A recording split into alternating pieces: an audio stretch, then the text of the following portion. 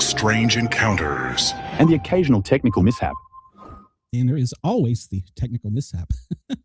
Hello, everybody, and welcome to the Sportcat Show. We've got a great show lined up for you tonight. We've got a couple treats for you. First, in addition to my wonderful and beautiful co-host Harley, I have another co-host. You might recognize her, JM. I'm going to call her Jen because otherwise I'm going to screw this up. She's an author that's been on the show, and she said every now and then she'd like to come in and see what we do. And I was like, well, I don't even know what the hell we do. So welcome. Don't be nervous. You're just live in Australia. That's all. So thousands of people are listening. So let's see here. So our first guest tonight, as you all know, we have two guests. Liisa, well, she is an author, and I'm going to quiz her about this because I'm not exactly sure. I've never heard the term book coach. And she's written several novels, and she's also based out of Canada, so she's probably much colder than us here in the South. So let's bring her out. Liisa, hello and welcome. Hi. Nice to see everyone. Yeah, good. Oh, and before I forget, anybody listening on the radio, Dare Talk Radio, come over and find the Sportcat Show and jump in the chat here and make sure to ask any questions you have here. We have Chris here already in History. I don't know who History is, but please make sure to like and subscribe. She's obviously a fan of yours, Liisa. So good. So how are you, Liisa, first off? I'm great. I want to say I have an Australian connection. My husband's family is from Perth, Australia. His mother and his dad lived in Perth. So shout out to all the Rellies over there. Beautiful country. Yeah, that's actually where the home base for Radio X and Dare Talk Radio is, Perth. Amazing. So, yeah, beautiful place. I've been. And it's when we go live, I have to always look and see what time it is. I'm like, what time is it over there? So we're doing an afternoon show over there now for this. Well, I think it's like mid-morning. So, but amazing. So Liisa, tell us a little bit first off about yourself, and I'm going to quiz you about the book coach, and then I'm going to let Jen or JM and Harley jump in here too with some questions. They're my true book aficionados. Awesome. So I'm an author, and I was previously a high school teacher. I taught English and creative writing and AP research, and then I left teaching to be a full-time a creative person, writing books and book coaching. So book coaching is a person who, well, if you think of any coach for any sport, right? You need somebody on your side who's helping you get through, learn new skills, improve, finish a project, whatever it is. So book coaches kind of do all of those things depending on where you are in your project. I work with individual authors as well as small group book coaching as in small, like, about 6 people, maybe 7 people at a time. And, it's everyone's just trying to get better at the craft and get their book done. And they just need those cheerleaders and people who have some skills to help them get to that place. Like a life coach. Yeah, it really is in some ways. For sure. I used to be, well, I still am, a rhythmic gymnastics coach since the time I was about 16. I coached gymnasts. And sometimes I think it's quite the same thing, right? You need to encourage them. You need to help them learn new skills, push forward, try new things, expand their ability. But you're really supporting them and helping them find their own way to do it. So it's not like you're, writing their book for them. They have to do that. They have to learn those skills.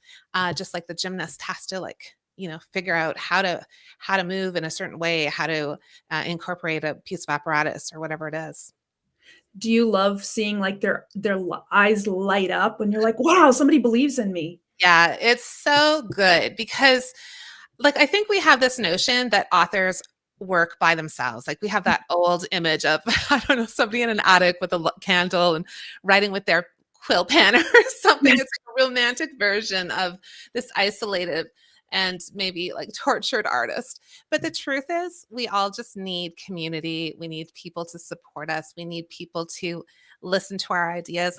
I used to joke, I would go for a walk with my husband and I would talk about my story that I was working on and I'd tell him everything about it. And he'd nod and and it's not that he's not supportive, but he has no idea what I'm talking about or how to help me. And so now when you find that community, whether it's a friend who's writing or you take a class or you have a book coach or whatever it is, you really have somebody who understands what you're going through, that how difficult it can be and how hard it is to sit down to write and plot problems, all of those things. So How many times can you say sit? right, exactly. So I love it. It's so fun to see an author just find their own voice and get confidence in their storytelling. And it's just delightful. So it's such a pleasure. I mean, at the end of the day, what you kind of want from a writer is that they won't need you anymore, which is a little hard to stay in, in business, but it's kind of what you want, is to get them to a place where they feel really confident and they're able to keep working on their own. But actually, I often have a book coach myself. Like I have somebody that I work with when I'm working on a new project, and I can bounce ideas off of her, and I love a deadline. It's the best. I love a deadline. I love to sit down on a Zoom call with her, talk about what my ideas are. We kind of bounce back and forth, and then I'm ready to go and start drafting. So I do employ a book coach myself when I need one. Well, I think even I've heard editors will also get people to edit their own work too. We need the sounding board. Otherwise it's very lonely and we get stuck in our heads. We got to share. 100%. Yeah, I think that's exactly right. And the problem is we don't see our own work clearly when we've been doing revision after revision after revision. We need an editor. We need somebody else's fresh eyes to say like, oh, you said that a couple too many times, or like you went from here to here, but I don't know what's going on over there. So like we do need that at every stage of the process. So even if you're really experienced writer, that editor or that person at the other side is definitely going to help improve your manuscript. And that's what we all want, right? We just want to do our best and write the best book we can and give it out to the world. Yeah. I wrote the first chapter of my book, and I just sent it to some friends. And Cheyenne, one of my other co-hosts, she sent a message back to me the next day, and she goes, "Do you know how to use quotation marks?"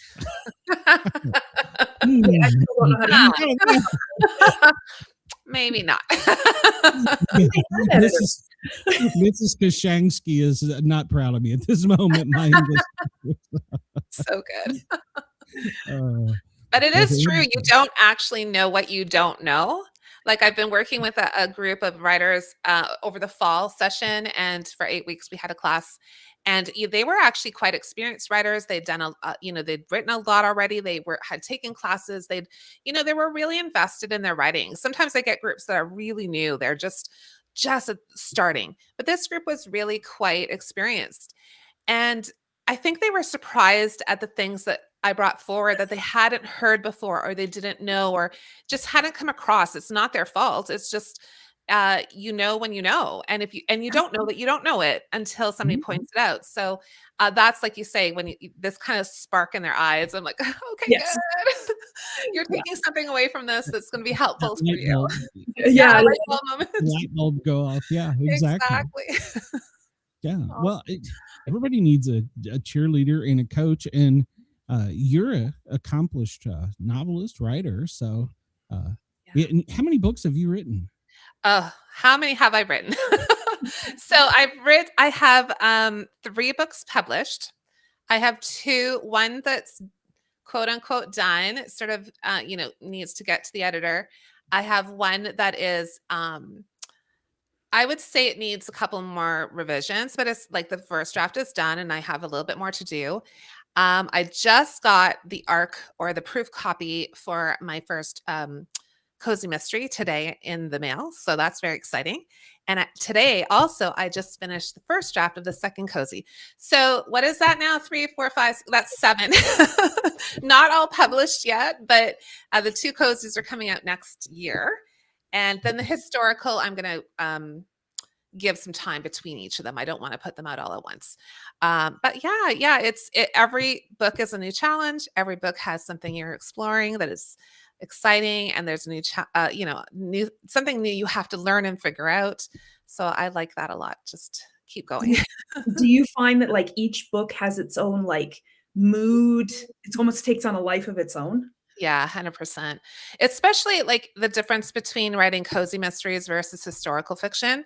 Mhm. It's really night and day. So Yes. the historical requires so much research. And, I'll spend years doing research and I'll try to travel to the places that I write about Yes. and, read as much as I can and, watch anything that's out there, documentaries or films about that time period. So I really get intensely into the research and I really love it. But I find also the historical stuff is, it's so character driven. It's so about transformation and about the characters' inner lives, um, that it can sometimes get quite, I don't want to say dark isn't the right word, but intense, emotionally intense, and even for me.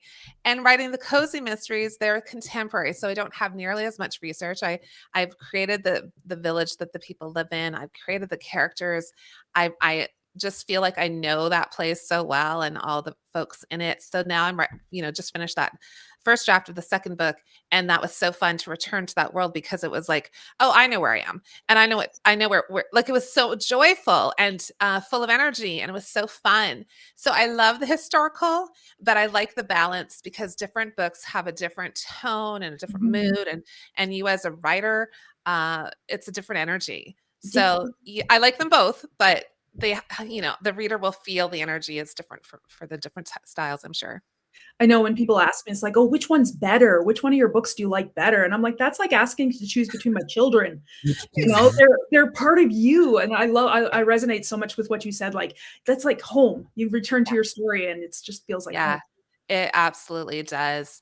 And for me, the historical fiction, I've been focused on writing about Finnish history. Like I'm looking like because I'm Canadian, but I'm connected to my Finnish heritage through my parents and through my community, which was a very Finnish community when I was growing up. And I just wanted to know more about the history of Finland and the Finns coming to Canada. And Yes. those stories are really universal, right? Like you can kind of say, okay, Ukrainian or Russian or whatever, and we all have sort of similar immigration stories. Mhm. But I loved finding out about those incidences because family members of mine have been involved in them in some way. So I'm not writing biography, but I'm like drawing on little parts of their lives. Like I stole That's so much nice. from my mom who lived in Wanup in a small farming community. I'm Oh, like, tell me more stories of the depression. they And I always have just like take really them. good stories too, don't they? Like their Absolutely. experiences. I don't know about you, but I'm first generation Canadian as well. Yes. And Where is your family from? well, my family's from the US, but they before that they came from Scotland, Ireland area. Yes, right? There's so many great stories, right? Like it's just that connection and that draw you have to a different place through your family members, through your ancestors. And Mhm. I think that makes it so fascinating Mhm. just to know. And I think that's important for people to ask questions about where they're from and what that was like. And Mm. I think it's there's so many stories and we don't ask them, they disappear. So Yes, yes. Yeah, With that's so sad. I wish technology, they could write them down, but some people, they just go through life and you just don't have time and stuff, but yeah, then they get people like you come along and write them down that's and right. you make a story and adventure out of it, so it's That's right. Yeah, exactly. with the technology, you'd think that we would use it more, but actually, I think it sends us the other way to where we communicate less. Yeah, Mhm. I think that's true. I mean, I think we're all guilty of it. We always blame the kids being on their phones or on their laptops or whatever. And I'm like, well, I think we're all the same. The technology is so amazing, and we're kind of addicted to it. And yes, it's great for research. Like this is Mhm. the best time for historical writers for research in terms of finding information. It's so much faster than I was doing 12 years ago. But on the other hand, communicating with other people and making those connections and asking questions and having elder folks tell you stories, like which was probably part of everyday life at one time. Family members would tell stories to each other, right? That was Mhm. entertainment, or they See, would read, television. right? Yeah, right. And so things like that are disappearing unless we're kind of like conscious of asking. And Mhm. sometimes folks who have been through very difficult times don't want to talk about what happened. That Yes. was the case for my dad. And, it took, like, he didn't tell me his story until he was 84 years old. But when he finally decided to tell me his story, he was a Finnish merchant marine sailor that was on a ship called the Vapu, and 3 ships with 90 sailors, Finnish sailors, were arrested and sent to Stutthof concentration camp. 16 years old, So he was 84 when he was finally ready and able to tell me his story. But that's because we gave him time and space to listen and let him tell his story, which took months and months and months for him to tell me everything that happened. And even then, I don't think he told me everything. I think he still suppressed some of his memories, or Fair enough. there are some things you just don't talk about, right? Yeah. It's Right. a trauma. Yeah, you don't Yeah, tend to. Yeah, you exactly. need to hide some things and stuff, but Yeah, exactly. It's hard to tell your kids certain things too. Yeah, yes. I think that was like, I'm the youngest of 4. I'm the only girl. I'm very sensitive. My dad knows that. And when we started this process, he told me all about his childhood as a little kid in Finland, and then right up to the winter war between Russia and Finland. He was like 10, I guess. And then he talked about coming to Canada in 1951 and working all over Canada. And I thought, oh, he's not even going to go into that concentration camp. He's not going to show me anything about what happened there. And so I just had to be really patient. And I showed up every week on a Sunday afternoon, week after week after week. And he told me his stories and I wrote them down. Sometimes he'd repeat them. That was fine. Sometimes new details. That was fine. But I think you're right. I think he was testing the waters with me too. Like, how was I going to react to what he was telling me? And over time, he was able to start telling me the more difficult things. So I think it was for him, for comfort too, but also because he was conscious of me. And I sat with my laptop and and typing and my eyes on the screen, because I'd had that fear that if I look at him, then I'm going to just break down. But he, so I think that was the laptop was a little bit of a distance between us, to kind of like, I had a job to do. I was listening, I was writing. I might ask him a question, I was typing. And then I would go home in the car to my kids, and I would let myself have a cry. And that was when I cried. So it was kind of like we had this routine every Sunday afternoon. Yeah. So there's these important. emotions that you put into your, into your works that came from the heart. You were connected to it. That's awesome. Yeah, 100%. I mean, before I wrote that book, I knew he was going to tell me some really difficult things. So I did so much research just to understand the concentration camps, to understand what happened in that time period. Everything I could find about the Finnish sailors, which there wasn't a ton about yet. I have since found a little bit more. But it was like I always talk about it as being putting on armor, like, so that I would know everything that he could possibly tell me, so it wouldn't be so devastating. And I think that was helpful, because then again, it was a little bit of distancing from, like, this is like when he's talking, that's my dad telling me these terrible things. And so understanding everything that could have happened helped me, because I was able to, okay, right, I'm prepared for this. I'm ready for this. So it's quite a journey. And then you get to honor his life and his sacrifice journey. Exactly. Yeah, for sure. Yeah. And one of the most powerful things that happened. So he died in 2018 at the age of 90. And in I want to say 2022. No, maybe around 2020, 22. The publisher created an audiobook of Surviving Stutthof.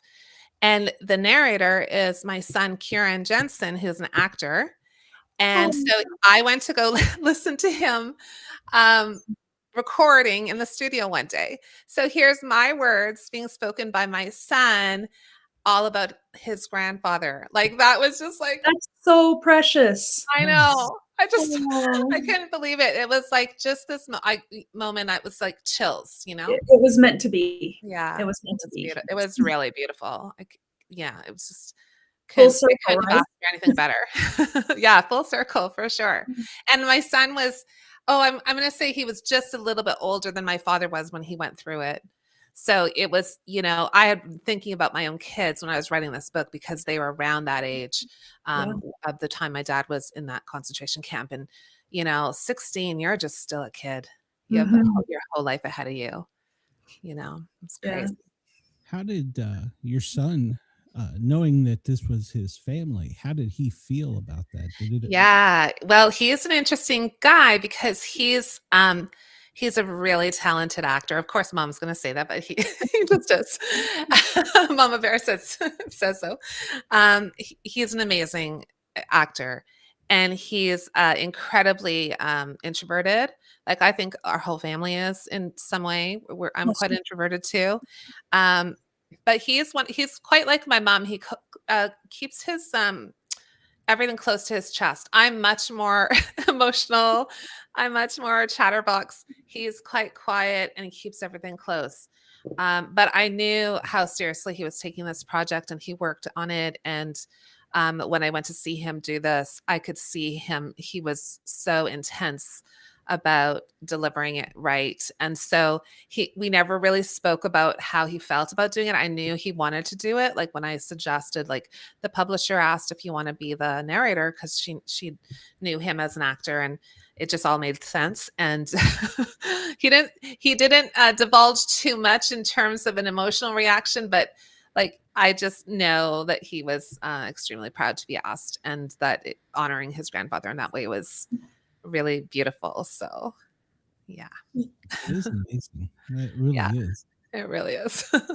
Yeah, when we were talking about the technology, you brought it full circle. Yeah, my wife is from a Jewish Czech background, I think. Yeah, and her dad didn't talk about a lot of the time in the military. yeah. And this is a weird story, so bear with me here. Her sister gets a strange email from a complete stranger. It says, from overseas, over near Germany. It says, I found something that belongs to you. And of course, she thinks, oh, it's a spam.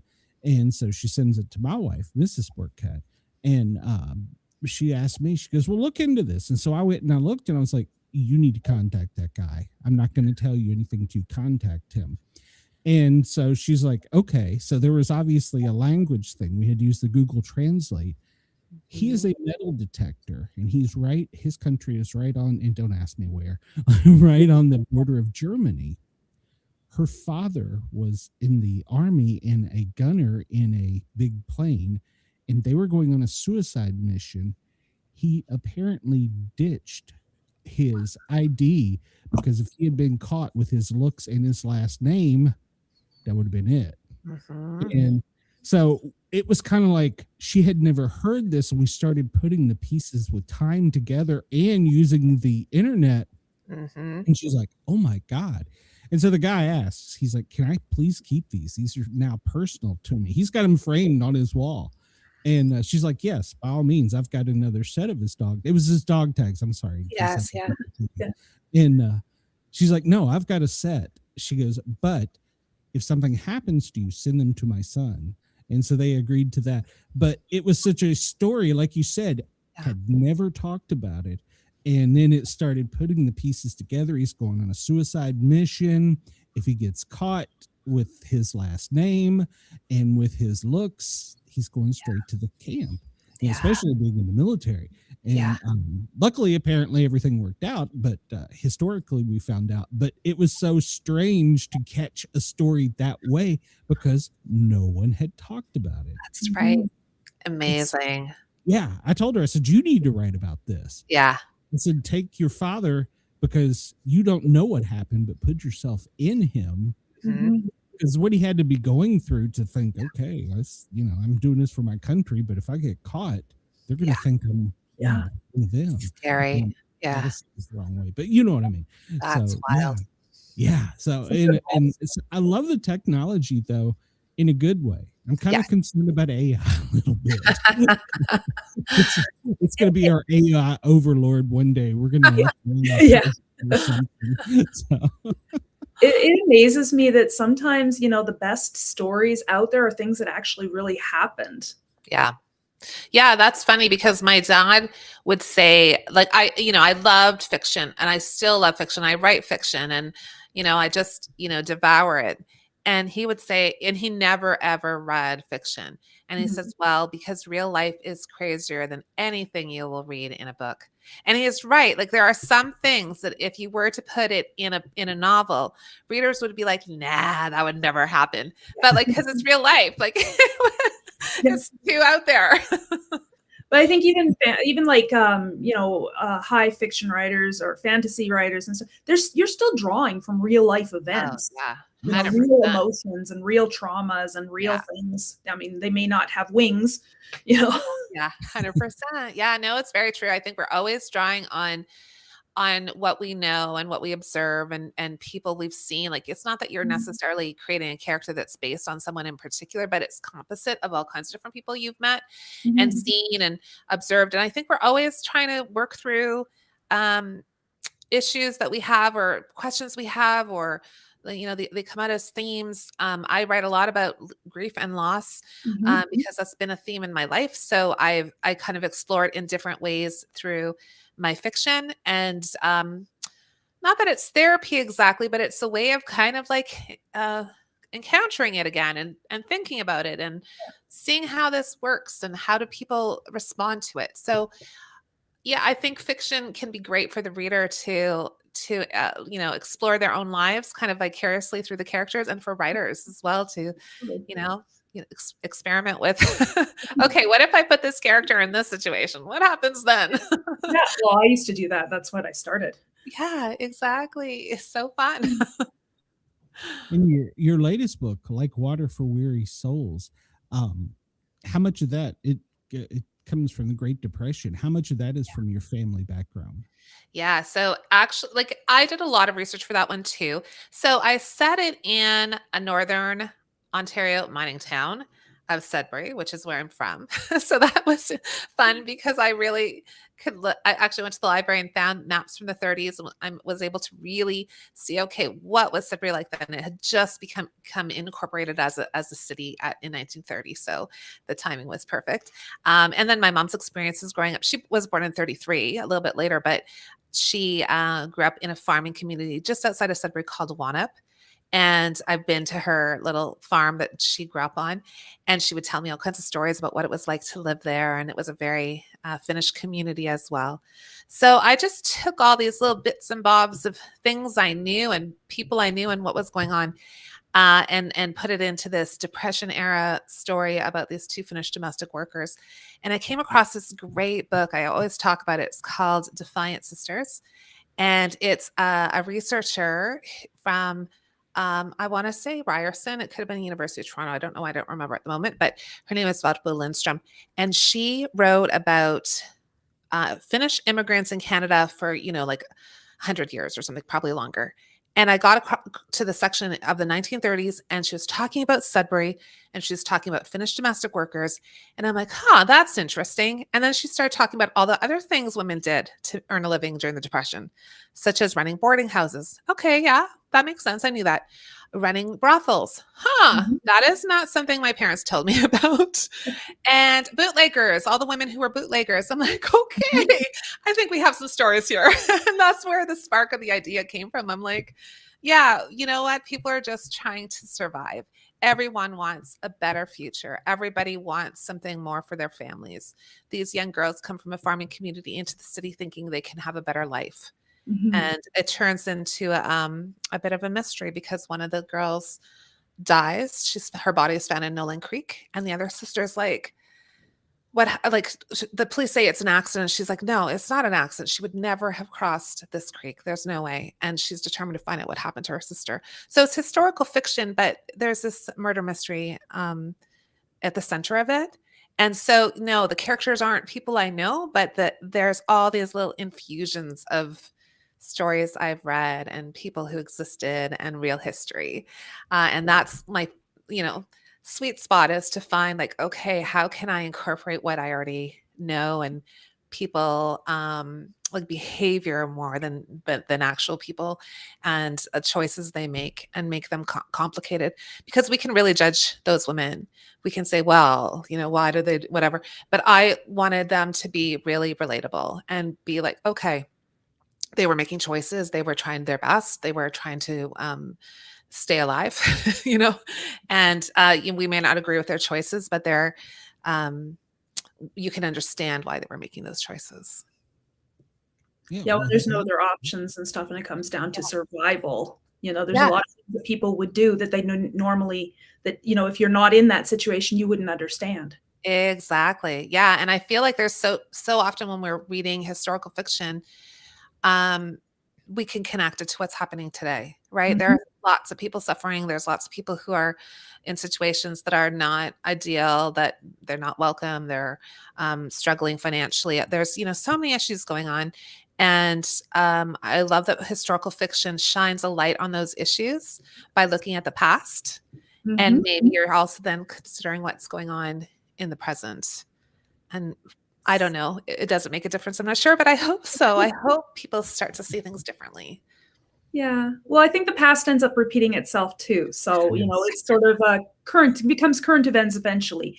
But Yeah. the human aspect of it that you're writing is always going to be the same. Yeah. There's going to be people that it's going to connect to. Yes. 100%. That's the thing, right? We are like, okay, despite our technology, every generation has new technologies, something new, like, I don't know, cars versus having, wagons and horses or whatever it is. There's always something new that's going to challenge us and we have to change the way we live. But at the heart of it, we're the same. Yeah. Like we love our families. We're just trying to keep care of our children, our parents, whatever the situation is. We're human beings, and we see the interactions and the relationships repeat in different scenarios because life is changing all around us and we can't stop that from happening. But yeah, it's pretty fascinating. So I know you said that you didn't write any characters based on anybody that you knew, but do you find that when you're writing, you can't help but put aspects of yourself into each character so that they may not be you, but they may be parts of you? Oh, that's such a good question. And I want to say no, but I think I'd be lying. I'm pretty sure like we just can't help it, right? I think Mhm. and it's not even that we're putting ourselves into the character as much as kind of exploring what a character might do. Like, if I was this kind of person, what might I choose to do? Mhm. How might I see the world in a different way? And it's sort of like you're kind of entering their skin so that you could see the world differently. And it's like walking around in their skin for a Yeah. little while. And that's really cool. So I think it is kind of a part of ourselves that we want to, delve into. But then we're really lucky because we can close it down and walk away and be like, yeah, I would never do that. But also, I always used to say that writing satisfies my God complex. that's right. I'm the That's good. ultimate in control, right? Absolutely. Yeah, there's nothing more powerful than creating whole worlds. Mhm. And but like I have to say, like, I don't know if you find the same. I like to plan. I'm sort of a cross between a plotter and a pantser. And I'd like to know where the story is kind of headed, especially, with these historical pieces, you're doing so much research. Mhm. But don't you find that as you're writing, the characters are like, no, I'm not doing that. Oh, I'm doing all the this. time. Yeah. Like Yeah. they do have their own life, their own Yeah. energy. They're like, yeah, you think we're going there? No, Yeah. we're doing I have this. to, like, reel them in Yeah. sometimes. Although Yeah. when Or you follow them.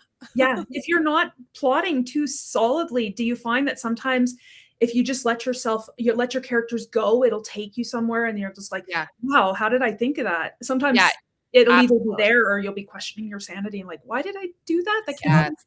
Yeah. Yeah, 100% because I usually have like a decent plan in the sense that I know where I'm headed. I know the major things that are going to happen, and I leave lots of blanks, thinking, okay, I don't really know how we're getting to that point, but I know they need to get from here to here, and this has to happen. So I kind of let that pantser plot of me out when I'm doing that, and that's when the most interesting things happen. The Mhm. things that I didn't expect, that I hadn't thought of before, and like, whoa, why are they doing that? And then I will follow them. And if you, like you say, if they're going really off field and it's just not going to work, I kind of have to rein them back in. But a lot of times I'm like, let's just see where this goes. And Oh, can yes. I make it work? And that's so fun because really rich, interesting things can happen out of that. So Yeah. my suggestion is, yeah, have a plan, but be flexible with it because the new things come up. Your unconscious is always working on your story in the back of your mind when you're not thinking about it. So like let yourself go there and see what Yeah. happens. Let your mind Yeah. wander. Yeah, absolutely. I like how you said that. Your unconscious is always working. Mhm. And you're right. So when you're doing that, do you just basically sit at the keyboard and just free flow? Yeah, 100%. So I usually know, okay, I know what's going to happen. Like this major thing needs to happen this chapter before I get to the next thing. And then, but I don't always know. Like, I'm like, I don't know what's gonna happen. And I just go for it. I kind of almost treat it like, especially in a first draft, like free writing, that Mhm. kind of free, some people call it free fall or, just where you just go at it and just see what happens. And that's when some magic happens because you're not thinking too hard about this must have like next. It's just like writing. So do I Mhm. keep all of that writing? Probably no. Um, and when you go back to revise after first draft, you're going to shape and form it anyways, and you're going to get rid of things. But in that first draft moment, it's fine. Like just get Yeah. it on the page. And it's so surprising to me. Sometimes I look back at that, really rough work and think, where did that come from? Like, did that just come like from on high? Because I don't know. I wasn't planning that. It just happened. So that can be very powerful. But it can be frustrating too if you kind of sit there and you're writing, you're thinking, well, where is this going? I don't even know. Yeah, that's a lot of words sometimes to like let them wander. Yes. And that's what I was going to ask. Like in the movies and TV shows, they have like outtakes. Do you save those to use for later storylines, like when you're going through Yeah. your editing? I know. So, okay, that's a good question because so this is what I do. I do save them. I have a document called, I don't know, like deleted scenes, and I copy them over, and I even say which chapter they're from because I might change my mind, and I almost never do. But there was one situation I can tell you. I was working on with a developmental editor before my book Sister's Winter War was being published, and we were kind of close to the end of the process, and he said, I really think that you need a different opening chapter. Like, I think you kind of need something like this at the beginning. He said, and he just kind of described it. He said, like, at the end, you have her walking. I don't want to give it away, but she's in the forest, and she goes, you could kind of really bookend it by I'm like, are you kidding me? I have that scene. I pulled that scene. I had it in full. It was like maybe a 3-page scene. And I'm like, is this what you mean? And he's like, yeah, that's it. So like, that's the opening. And I had it as the opening for ages and decided, oh no, I should start at a different place. But I didn't delete it because you just might change your mind. And when he said that, I was like, are you kidding me? Like, as if you're describing the thing I wrote, like it is meant to be. You have that So, creative instinct, but you second guess yes. yourself. It's Yeah, like you second guess. after a test. Yeah, it's going back to the book coach or the editor or whoever, like having somebody else's eyes on your work, they see it differently. And Yeah. I was going back and forth on that chapter. I had it there for so long. And then I finally was like, oh, I think it needs to start here where there's a little bit more action. And he's like, no, you need to start it here. Like, oh, good. I kind of felt so relieved because he verified that my instinct was right about that. But I had not listened to myself. Listen to yourself there. That's your gut feeling. So That's right. Yeah. So important for writers, I think. And if you think about book coaches too, um, I think that's something we want writers to develop is That- not that somebody's coming and telling you what you have to do. Like there's not really any right or wrong answer. It's just choices. And then how do you make that choice work in the best way that it can? Right? Like we can choose, I could have chosen not to put that scene in and just made that first chapter the way I had it, the best first chapter I could make it. No one else would have known. It's just me, right? It's just choices. But it's helping writers to feel confident and trust that instinct too, right? Not telling them, oh, you must and you should change it and this, but kind of like exploring together what the possibilities are.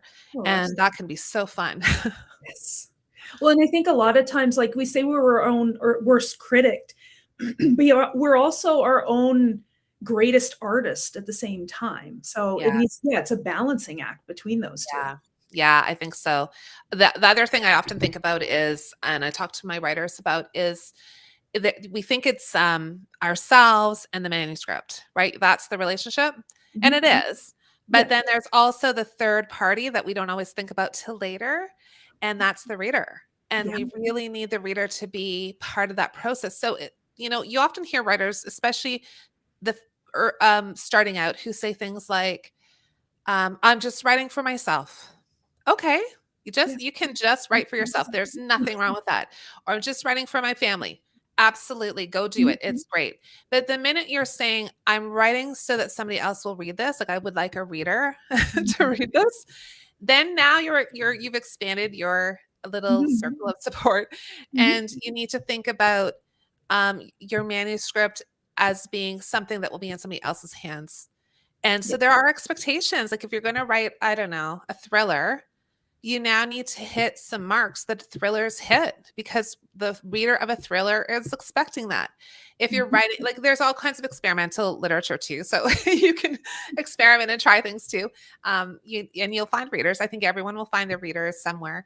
But there are certain genres that if you're going to write them, readers have high expectations for certain things happening. And we have to honor that. Like if we're going to say, hey, all you thriller readers, read my thriller. And then they read it and they're like, no, what is this? This is not a thriller. This is something else. That's fine. It can be something else, but don't market it as a thriller. It's just disappointing for everybody. Yes. Yeah. It's like, you grab a can of, my grandpa brought me out a can in his hand and it was open and I thought it was Coke or Pepsi or whatever. And I took a swig and it was beer and you did not expect that. And it was very jarring, Yes. you expect it to be something and it's not, it's very jarring. I recently read a book. I'm not going to say the name, but she's a very well-known Canadian author. And it was a bit of a mystery, but the back cover copy, the jacket copy, described it as a really, I think it was like thriller, suspense, all kinds of, like it really was gripping. Yes. And I read the book and I thought, this is a beautiful book, but that's the wrong jacket copy. Like this is not the story I'm reading. And I wasn't angry about it. It was a good book, but it was like, I felt like duped in a way. Like the marketing promo people were saying it's this, and that's not what it is. Yeah. So like, if you to find the right readers, you need to be honest about what your book is about. Like, don't pretend it's something that it's not, So I just thought, well, she didn't write that. The marketing department wrote that. And she's doing quite well. So she's not worried about it either, I guess. You've written several different genres. Is there one that you'd really like, a different genre you'd like to dip your toe in that you haven't done yet? This is like maybe the Aries in me. I love trying all kinds of things and just feeling like, look at that bright, shiny thing. I should try that. So the cozy mysteries are my latest diving into something new, which is I've just had so much fun with. But it made me have some confidence that I could learn a new genre. So that in the back of my mind, down the road, I would love to try something else. I'm a really big fan of sci-fi, and I've never write sci-fi, but I soak it up. So that's kind of like, could I don't know. Like, I once thought I would write, in fact, before the cozies, I thought, I'm going to write a romance series. And then I was like, but I don't really read romance. So that's when I was like, but like cozy mysteries, I love thrillers. So I think that's the thing. I'm going to have to play with what genre I love, because I think you need to be invested in it yourself, or you're just pretending, and then your reader is like, I don't get it. So I'm very conscious of, like, if I'm going to do something, I want to do it well. I want to, honor it. Like, I don't want to be pretending to do something because it's for whatever reason. I think it has to be authentic. So I'm not sure what's next, but I definitely have a couple of these historical novels I need to finish, and this cozy mystery series. So that'll keep me busy for a while. Then I'll have to think about the next thing. There's a whole landscape out there. Yeah, 100%. Now, I know you probably saw in that email. There's one question we always ask every one of our guests. Yes. Have you ever had any type of paranormal experience, seen a Bigfoot, Nessie, anything? Yeah. Well, okay, I can tell you. Can I tell you two of those stories? You absolutely can. Yeah. So the first one is actually related to my dad. And they're both related to my dad. I just realized that. So like I mentioned, he died when he was 90 in 2018 and much beloved and missed. And his lucky number is 14. And after he died, I would start to see 14 everywhere. If I woke up in the morning, it was 4:14. I'd look at the clock, 3:14, 5:14, like all day long, every day. And I was like, this is weird. The ending of my cell phone number is 14. I moved house after he died. I moved house 144. My box number from postal box number has a 14 in it. It just kept showing up. And I told my mom about that, and she reminded me that's your dad's number. Like that was his number, his lucky number for his whole life. And that's been, since 2018. And I still see 14 everywhere I go. Maybe because I'm conscious of it, but also like, why am I waking up in the morning at 4:14? Why? And So I just say, hi, Dad. You were saying these 14 numbers before you found out it was your dad's favorite number. Yeah. I don't know. Amazing. Yeah, no, she told me. Then the other strange thing is kind of something that happened to my mom and then happened to me. So just after he died, she started getting phone calls and she'd answer them and there was nobody there. And one day I was in she lives in a old age retirement home, and the phone rang, but it wasn't her normal phone, like landline ring. And I said, have you changed your ringer? Because I thought she doesn't know how to change her ringer. There's no way. And she's like, no. And she didn't say anything. Okay. And she goes, well, actually, I've been getting calls and with this ringtone. But then during the day, normally it's just the regular ringtone, but this ringtone and there's no one there. And it often happens when a family member is here or somebody Dad knew really well. And she goes, it's Dad. And I thought, okay, sure. And then a couple, like, I forget, maybe a month or two after he died, I got a phone call really early in the morning, like 4 in the morning. Again, I've never received a call at that time of day. And I answered and there was no one there. And I told my husband about my mom's story. And I said, like, what's going on? And so he did that reverse lookup to see who the number was. Like it could have been a whatever, fake number. And there was no number. Huh. So, hi, Dad. And those phone calls continued for several months until they started to peter away. But my mom was convinced he's just checking in. And I thought, oh, that's so nice. Yeah. Not a scary story. It's kind of a nice, warm story, I think. Not all paranormal stories are weird. Sometimes they're comforting, I think, Mm-hmm. And like I say, when I see 14, it's no longer surprising to me. It's just like, yep, hi, Dad. And I feel good about it. It's this little connection. And don't they call that angel numbers? Yeah, I've heard that too. Angel numbers. Yeah. So they're looking out for you, I guess, which I love that if that's the case. I know my grandfather passed away in 2019, right before the whole pandemic thing started going on. And he always smelled like sawdust. Oh, yeah. And for several months after he passed, I'd be walking through my house and I'm like, someone smells like sawdust.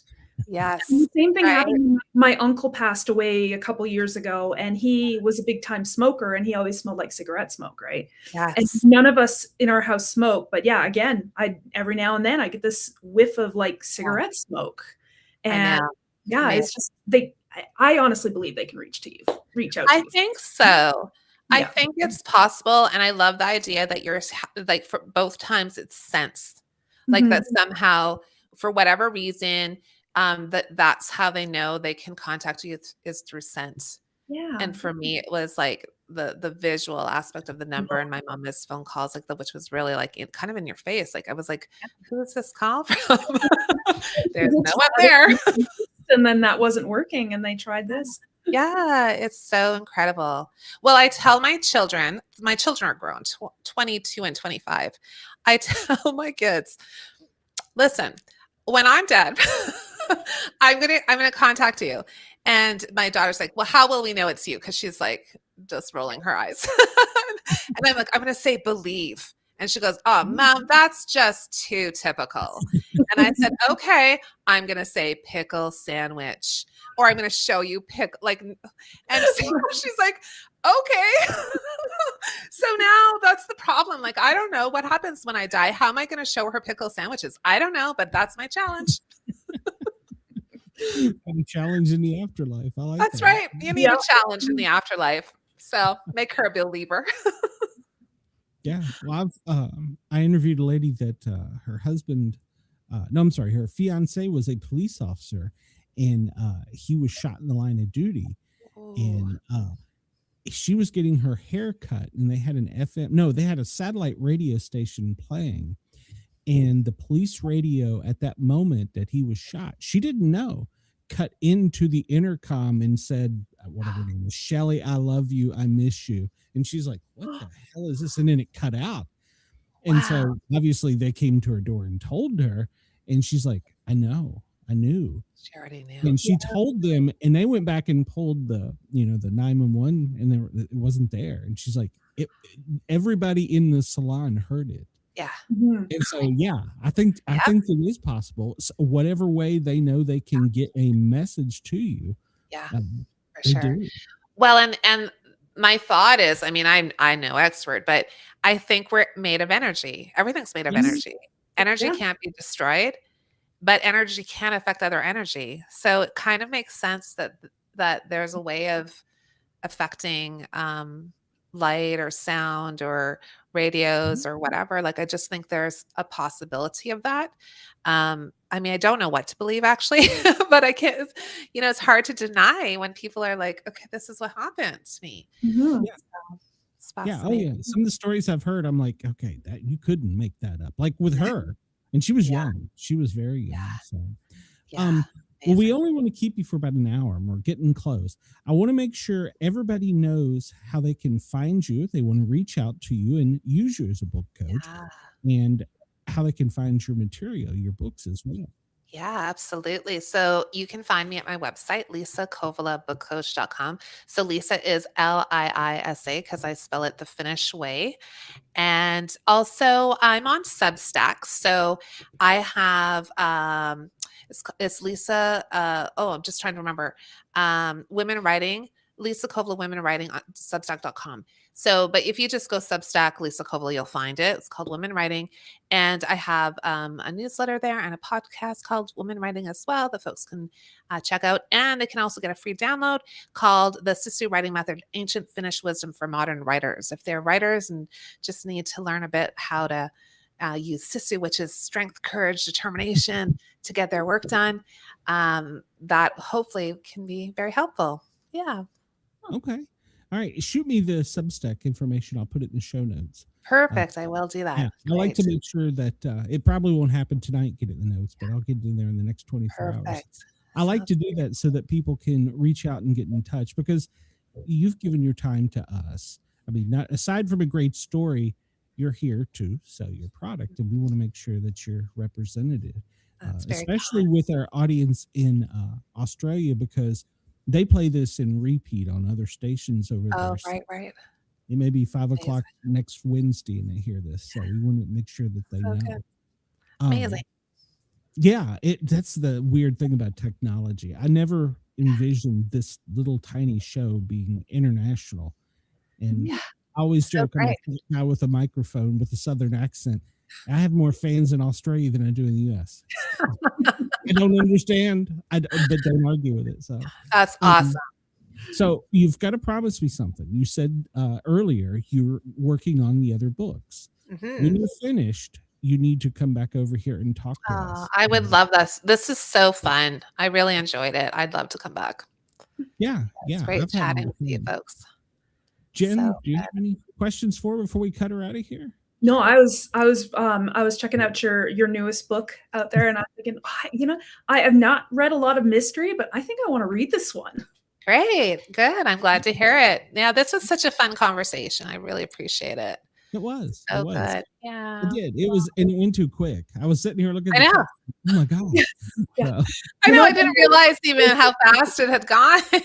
Wow. But that's the sign of a great storyteller. So, Mhm. You pulled Or this good in. questions. Hey, A good I'm conversation. teamwork, so Well, thank you. Lisa, have a great night. But Thank like I you. said, please come back and see us. And Love you and to. JM are both authors, so you got a Yeah, lot. amazing. I'm just Yeah. a reader, and I'm a hacker. There's no such thing as just. There wouldn't be authors without readers. So thank you for being a reader Yes. and for I being a guess great you're not- host. You know, you're not an author until you publish. Before that, you're just a just. So you That's very true. That's very true. So Amazing. all right. Happy holidays, everybody. That was yes, so ma'am. fun. You too. All right. Yeah. Happy holidays. Merry Christmas. Happy New Year. Same And here. Happy we New will Year. see you. 2026 is going to be good. Oh yes, it's an even number. It has to be good. Yeah, it'll be awesome. All right. Good night, everyone. Bye. Talk to you soon. Bye-bye. That was great. And it did. It went by much quicker. It did. I It went looked by down and I so was like, fast. so well, Jen, let me push a button here for the radio station so they can they can edit in what they need to. And then we'll be right back because our next guest is hidden behind us here. So Broadcasting across Australia on Dare Media Group radio stations, this is the Sportcat Show, uncovering secret chapters, strange encounters, and the occasional technical mishap. lots of technical mishaps. Well, welcome back to hour 2 of the Sportcat Show, formerly known as the Paranormal guys. We've taken a detour, and we like to think now we're an entertainment paranormal show. So yeah, our co-host tonight is J.M. Shaw. She's an author, and we've had 2 authors on tonight. Brad is our next author. He's also a Canadian. And he says he's Dr. Brad. So I'm going to be intimidated by him. But he has written kind of a cyberpunk book that I'm very intrigued by. So let me bring him out here and let him tell us about it so I don't butcher it there. Hey, Brad, how are you? Welcome to the show. There we go. Hey, how are you doing? Doing good, sir. Doing good. I can't believe it's such a rookie mistake now. So many years after COVID, leaving my mute button on. You Have I done this before? And You should have pants on. Well, we hope. Yeah. I promise nothing. All right. Okay. Well, so it's we're on late. We're Right. on late. Yeah. Awesome. So welcome to the show. Thanks for having me. You were a druggie in another life. Yeah. Used to be a druggie. I used to make drugs for a living because somebody's got That's a to. weird. Yeah. They don't make themselves after careful observation. I've noticed that. No, I used to work. Don't call the cops. I used to work in the biotech industry. I used to make legal drugs for that's. Yeah. Nothing Don't wrong with dox me. mushrooms. Come on now. So. Yeah. once upon a time, I used to shoot people with ionizing radiation. So Oh, fantastic. Were you an evil scientist or a good scientist? That's the question. I worked in the dark, Okay. chemicals and X-rays, and so maybe I was an evil scientist. I don't know. Yeah, I love it. Yeah. Yeah. My past life, I like to drive fast and cut the clothes off people. So. Okay. Oh, okay. Yeah. I was a paramedic. I did it legally. So. Yeah. Oh. That's a funny way. I've never heard the career of paramedic be described that way, but that actually sounds staggeringly accurate. I love it. Well, it is. Yeah, you get to drive fast. I cut the clothes off people. It's sometimes there's surprises. Let me tell you. So Yeah. Always wear matching underwear. Mom was right. Always. Yeah. Well, always wear underwear. Step then- 1: wear underwear. Yeah. That's true. So, what got you to writing science fiction? Yeah. Oh, fun question. I've always written. So yeah, I write science fiction. I've always written ever since I was a young kid. Whenever I write long form stories like novels, they just come out as science fiction, fantasy. It's funny. Whenever I write short stories, they're always fantasy, but whenever I write long stuff, it's always sci-fi. So if there's any, I don't know if anybody has psychology as a background, you can try to figure that one out. But You haven't written them long enough to become a sci-fi. yeah, That's right. Give it time. They'll be sci-fi eventually. Yeah. Exactly. Yeah. They said we'd have flying cars, and they were wrong. So yeah. It hasn't happened yet. Yeah. And I've never actually. Now that I think of it, I don't know why that is. There's just whenever I think of a story, I think of I always place it in the future. For there we go. I'll have to reflect on that sometime later tonight. What's going on in that head of mine? Well, we do have self-driving cars in Texas. I know. So that's the thing. Like it's getting challenging to write science fiction these days because like all the old tropes they like exist now. Like oh man, what's left? I was at another talk with another author, and it was about AI, and it's kind of gotten to the point where if you write science fiction, like you have to have a strategy to deal with AI, and it's one of two strategies. One is like that humanity's evolved and they've just throttled AI, so it's not that superhuman, so humans can actually still have a story, or it's like all transhumanist. Everybody's sort of got godlike powers and stuff like that. Like you can't write Star Trek anymore. You have to figure out what am I going to do about this like elephant in the room, this godlike elephant in the room. Yeah, you have to up the ante now. So yeah. Gotta give him a role and a name and a soul. Yeah. Maybe some history and a motivation. Siblings, that'll be good. Yeah, sibling AIs. This is my brother. This is my brother, the godlike intelligence. Brother Daryl, my other brother Daryl. Yeah. It's a throwback. I just hate myself there. Yeah, you did. I laughed at it, so I did it myself too. Yeah. I'm with you. Awesome. Yeah. So you guys said you're from Australia, and like none of you have Australian accents. What gives? What's going on here? Well, no, our main radio station is Dare Talk Radio in Australia. I'm actually in the deep south. I'm in Knoxville, Tennessee. Knoxville, okay. Yeah, and I'm right next door, I guess, to you. I'm in southern Alberta. I grew up in southern Alberta, just Calgary, just north of Calgary, Airdrie. Yep, absolutely. Oh yeah, there we go. Pretty good guess. Nobody knows what we're talking about. Had to pull up maps. Yeah, air what? Yeah, no, that's awesome. That's very cool. I do a news show every day, and when I try and tell some weather or news story, I have to actually look up about Australia. I have to look up the pronunciation, and then I'm like, well, this is going to come off with a southern draw, so it's not going to matter how badly I screw up. That's fantastic. Yeah, I like your accent. That's good. I like the southern draw. Yeah. Thank you. As I was a flight medic for a while, and we would go into Canada so frequently. And my partner, the nurse, she would always say, the nurses are going to have a thing for you. I'm like, what? And she's like, just wait. And we'd go in and we'd have to give a patient report to the nurses that were taking the patient. And I would give the report and the nurses would go, can you keep talking? I'm like, oh, what? And that's over here going, told you. Who is this dreamboat talking? Yeah. I have an uncle who lives in Tennessee. And so, I didn't even think about that because I just think of you sounding like your accent sounds just like my uncle. So it didn't even occur to me that you have an accent. Yeah. Yeah. Well, I know. But until somebody points it out, you don't really notice it, Mm-hmm. Yeah. Do you think we have an accent? Well, you do slightly. Do we? What is our accent? I was like, what does our accent sound like to you? Does it sound cool or does it sound like? Oh no, it's really cool. Do you? I don't. This will really date you. Bob and Doug McKenzie. Do you know? Oh yeah. Yeah, Take off, that's the first thing I think of. And I love this song this time of year. That's the first thing I think of. So I don't know if it's bad or good, but. So way back when I did used to work in the biotech industry, we had these. We worked with these American consultants, and I don't. Somehow I said something and I ended it with a. Which is what, and they flipped out. They're like, "You said it," and it was like, I know they won the jackpot or something. I was like money traded hands. They were betting on. I was like, I didn't even notice.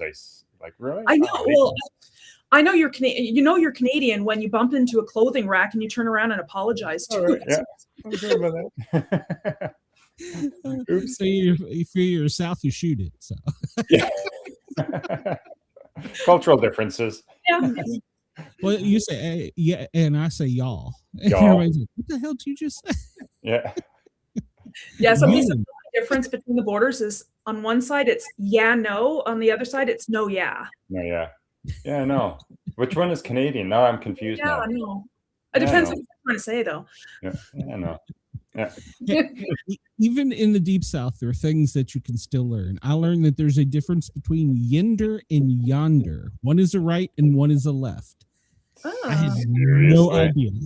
Yes, I was in ambulance, and I say, you turn down yonder, and I'm like, okay, man, is that a right or a left? She goes, duh, it's a right. I'm like, okay. Really? And then she goes up, and you go up yender by the chicken coop, and I'm like, okay, is that a right again? She's like, it's a yender, it's a left, and I'm like, Do they teach you this thing in like paramedic driving courses? No, they do not. I've never heard of that. Yonder. I've never heard of I've that. heard yonder before, but I think that's I heard like yonder. yonder down that It's way. like over there. Yeah, it's like straight. yonder. Keep on going yonder. I dropped a very Canadian word on a podcast that I was on. I said, we're out there shoveling. I've got my mitts, my coat, my toque, and they're like, "What the heck's a toque?" No way. Nobody knows what a toque is? Yeah, I guess they don't. They didn't. The thing that keeps your head warm. Yeah, exactly. Don't freeze your hair. Yeah. Even us in the South, I knew what that was. We call it. I'm sure there are people that know who it was, but they didn't know. That's funny. They probably call it a beanie. Is that what they call it nowadays? Knit cap, maybe? Cap? Yeah, Yeah, knit cap. knit cap, I think. Yeah. My son moved to Vermont, right on the opposite side of Canada, and he's been up there now for about 2 years. And I went up to visit him during the winter, which I don't know how you all do it. I want snow, but Jesus Christ, that's a lot of snow. It's old. It does get old fast. And well, that was the whole reason he moved up there. His wife, they're both from the South, and she's like, I want to see snow. And next thing I know, he's in Vermont. And I'm like, he saw snow. And he's got on his big fur hat and these big mitts, and I'm like, what? Where in the hell do you get this stuff? They don't sell this at Rural King. I remember one day opening my door to go out the door, and I guess it had snowed a bit last night. And I opened the door, and it's up to my waist, and it's got the imprint of my door on there. I'm like, yeah, I'm not going. That's bonkers. Where was that? Where was that? Prairie. Grand Prairie. Oh, that's even worse. Northern Alberta. Good old Northern Alberta. Yeah. He called me right after they moved there, and he said they're expecting a little snow. And being in the South, I was like, oh, it's a couple inches. I mean, I spent a lot of time growing up in Washington D.C., so I'm familiar with snow. Right. He goes, no, they're saying about 2 feet, and I'm like, that's a little snow. That's a lot of snow. That would be a little for here. It would be melted in a few days when a Chinook blows in. Yeah, I've learned. And then he he had to get a snowblower, which was totally new, because I'd be like, well, can't you just shovel it? And he's like, no, you can't. There's too much. So I grew up in Calgary, so just south of Airdrie. Nobody knows where these cities are. They're small little. Calgary's the big city in Alberta. So I grew up in Calgary, and then I moved to Edmonton. And again, nobody knows where Edmonton is. It's much north of. It's about 3 hours north of Calgary, driving on the freeway. And I moved there in February, which was a mistake. So I moved to Edmonton in February. Yeah, so that's a mistake. It was like minus 30 Celsius, and like waist high snow. And I remember driving into Edmonton, and there's like these banks of snow, and there's these like little flags that stick out of it. You know what we're talking. Yep. And I was like, I had never seen them. I was like, why are there stupid little flags sticking out of there? And finally I asked somebody, and they're like, oh, that's where the fire hydrants are, and they have the flags. So I'm like, why am I moving to a place where they need flags and fire hydrants in the wintertime? They put them on the for the snow plows so they don't hit the curbs too. Yeah, smart. When they hit the curbs, that sounds really loud. Yeah, I saw it. I learned that, and I'm like, I've made a huge mistake. What have I done? Well, the one I didn't know is everybody at night, their windshield wipers were up. Yes. Like they're waving. They don't lean to their window. It's like, you got to do that. What? Yeah. Well, I got you. I was a flight medic, and we flew into Red Deer, Manitoba, and it was negative 50. And we had a rookie co-pilot, and when we landed, he touched down a little too hard and blew the nitrogen out of our shocks. It was a very rough landing. So we were stranded up there for a while because apparently there's no Learjet mechanics in Red Deer, Manitoba, and a blizzard came in. and it's negative 50. And here this southern guy is, I used to smoke cigars. I'm like, I'm gonna go out and have a cigar. Hell with this. Yeah, that didn't work out too well. Yeah, I know. I've seen a lot of horror movies. I know how that ends. That's very wrong. yeah, I know. I don't know about you, Brad, but the coldest I've ever seen is minus 63 Celsius. Where was that? That's bonkers. That was in way up in space. the north near Grimshaw, Manning area, way up north in the middle of nowhere, northern Alberta. You know, I got to be honest. I find like after minus 25, it doesn't matter. No, after minus 25 Celsius, miserable. like you're going to die in minutes. It doesn't matter. Yeah, it's horrible. Yeah. Exactly. Yeah. Yeah. So I can tell everybody I was in negative 50 with a wind. I don't know what the wind chill was. And then a week later, I was in Kandahar and it was 120. That's a big swing. Was your body happy with that?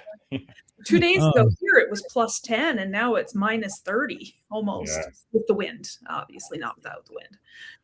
But it's crazy. We've had a cold snap in the south, so but it was I call it false winter. It's gone. It'll be gone. It'll be back. We'll be up in warm temperatures in the next week. So that's the best kind of winter. Santa will need a 4-wheeler, not a sled. Yeah. Hauling the kids to school on a sled.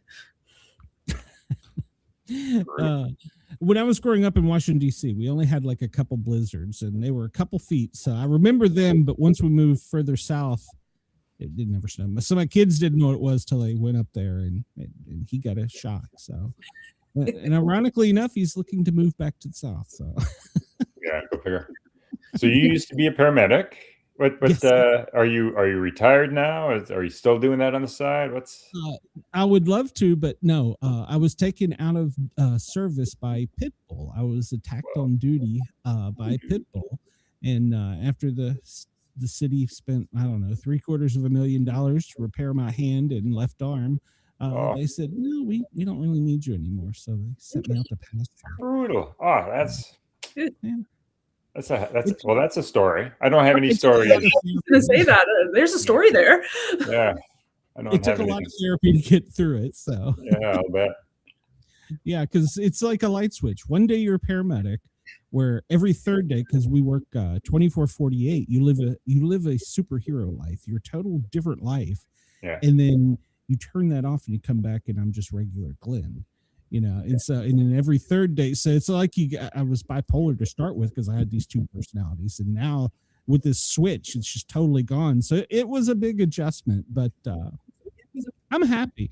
Actually, a funny story. That is the reason I'm doing this. My wife was like, "Well, I'm tired of you being here, and you like to talk, and you've never met a stranger." She's like, "Why don't you start a show?" And I'm like, "I don't know about this." She's like, "You like to talk, and I don't want you to talk to me." Exactly. And she never listens to my shows. Some townspeople you could talk to who would listen to you. Got it. Yeah. I got new friends. So yeah. Well, do you find that as an author? Do your family members read your stuff? Some do. My mom does. My mom always does. My wife does too. It's so the stuff I write, like sci-fi, isn't my wife's genre. So you know what? She says she doesn't like sci-fi, but she reads my stories and she likes my stories. And whenever I get her to see a sci-fi show, she likes the sci-fi show. Like I think she likes sci-fi, but she doesn't want to. She doesn't want to. She doesn't think she likes science fiction, but I think she does like science fiction. I don't know. But sometimes that's the hard part about writing is that you're like, oh, all my friends and family should read it, but then not all your friends and family read it, or they'll read the first one and then you're like, oh. Yeah, they'll just decorate their shelves with it, and then you're like, but you want to read it. You should read it. Yeah, it's good. Yeah, someday. I had to threaten my husband with bodily harm to get him to read my books. Did you? Yeah. And did that work? Yeah. He's read my books now. Yeah. Yeah. To be fair, I've never seen her husband, so she may have him in a closet. That's awesome. Yeah. I have a brown belt in karate. Don't tell him. Oh, that's cool. Now we know why you never see your husband. Yeah. He's a kept man. Well, in your story, there's like a conflict going on, like a war going on, a struggle. Yeah. Where do you pull that from? Because I mean, All right. we live in peaceful times. Yeah, sure thing. Sure thing. Yeah. So my latest book, my most recent book, is called Ashme's Song. Oh, look at that. Actually, I just have one like line right here. This is it. So yeah, what's that? That's the only one. There we go. The premise of it in a nutshell is that it is a sci-fi. It takes place in the far future on another planet, on another world. But Ashme, the main character, the society she lives in, the nation she lives in, is devolving into civil war, and she's kind of forced to choose between looking after her family and fighting for her country, and hijinks ensue from there. Things roll out from there. And yeah, so you're asking, where do I pull from for that?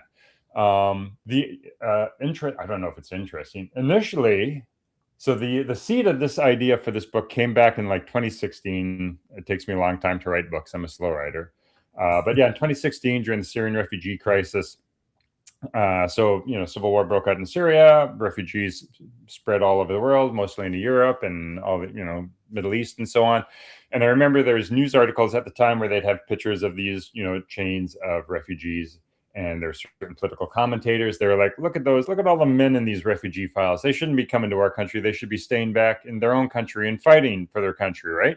And I remember thinking to myself, like, in a time of a war, like, what is the right thing? Should you stay and fight for your country, or should you take your family and get the heck out of there, right? What does it actually mean to be a hero? Is a hero somebody who fights for their country? Is a hero somebody who gets their family and just gets them to safety?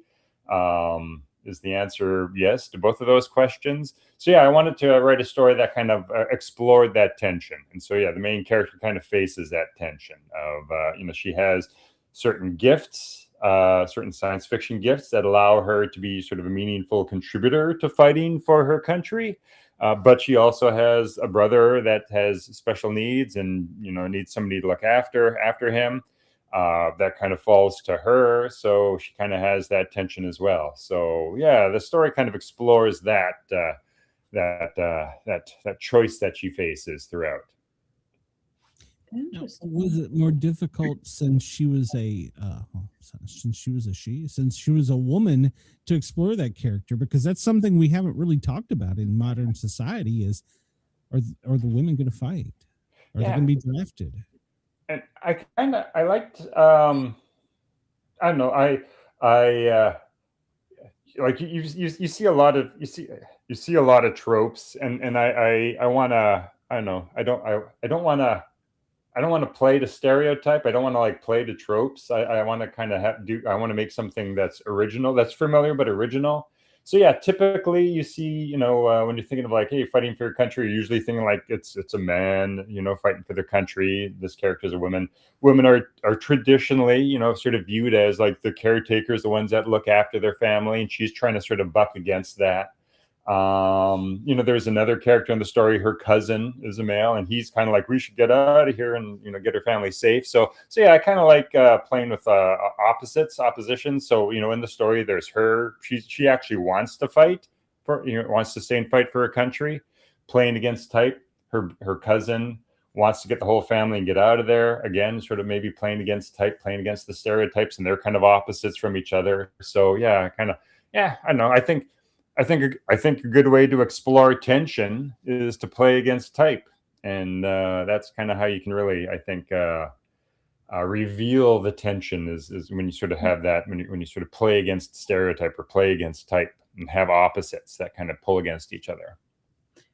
From a woman's perspective, I don't think there would be any difference if you're fighting for your family or you're fighting for your country. You're going to fight. Yeah.